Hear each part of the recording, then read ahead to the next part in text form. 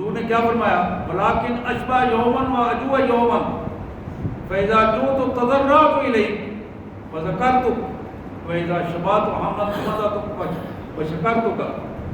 یا اللہ میں یہ چاہتا ہوں جب میں بھوکا ہوں ایک دن بھوک میں گزاروں اور ایک دن سیر ہو کر گزاروں،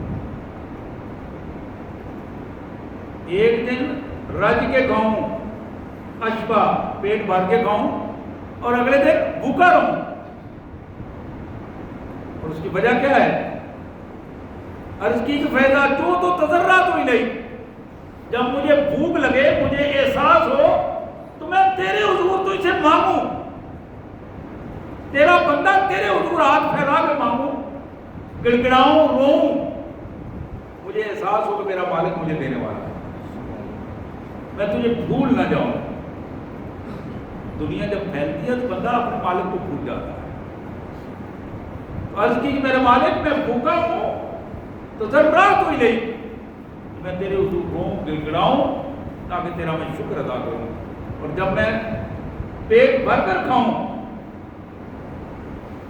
حمدتک و شکرتک، پھر میں تیری تعریف کروں، تیری تسبیح بیان کروں، تیری تکبیرات بیان کروں اور تیرے حضور تیرا شکر گزار بندہ بن جاؤں۔ سبحان اللہ العظیم، سبحان اللہ العظیم۔ میرے پیارے بھائیوں، یہی معیار ہے، یہی معیار ہے، آج بھی یہی معیار ہے، 1500 سال پہلے بھی یہی معیار تھا، اور اس کائنات کے آخری سانس تک یہی معیار ہے۔ اللہ تبارک و تعالیٰ نے فرمایا کہ لئن شکرتم لازیدنکم،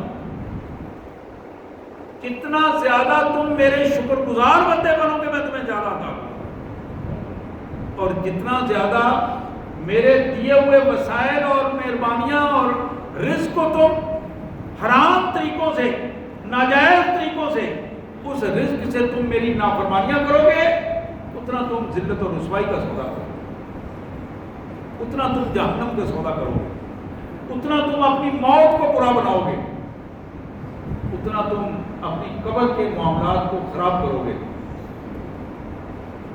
یہ آپ نے کبھی محسوس کیا ہو؟ آج ہماری مجموعی طور پر موتیں زیادہ خرابی کی صورت کیوں اختیار کر گئی ہیں؟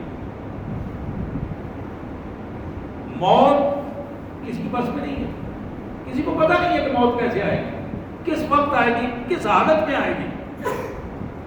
آپ نے دیکھا ہوگا کہ کئی لوگ اس دنیا سے رخصت ہو رہے ہوتے ہیں، پتہ بھی نہیں لگتا، پتہ بھی نہیں چلتا۔ بعض اوقات بندہ بالکل ٹھیک ہے، مسجد سے گھر گیا ہے، پتہ چلا ہے کہ فوت ہو گئی۔ بعض لوگ ایسے ہیں کہ سجدے میں گئے ہیں، پتہ چلا اٹھا ہی نہیں، فوت ہو گئی۔ بعض پنجابی میں کہتے ہیں گڑک گڑک کر مر رہے ہوتے ہیں، سانس نہیں نکل رہا ہوتا، اور بعض شکلیں تبدیل ہو جاتی ہیں، بگڑ جاتی ہیں۔ یہ سارے معاملات ہیں۔ میں نے پچھلی دفعہ بھی پچھلے گردوں میں بھی حدیث بیان کی تھی، سیاستہ کی حدیث ہے، حضور نے فرمایا لوگوں من سرہ ان یمد لہ فی عمرہ ویوسع لہ فی رزقہ ویدفع عن میتۃ السوء فلیتق اللہ ولیوصل رحمہ۔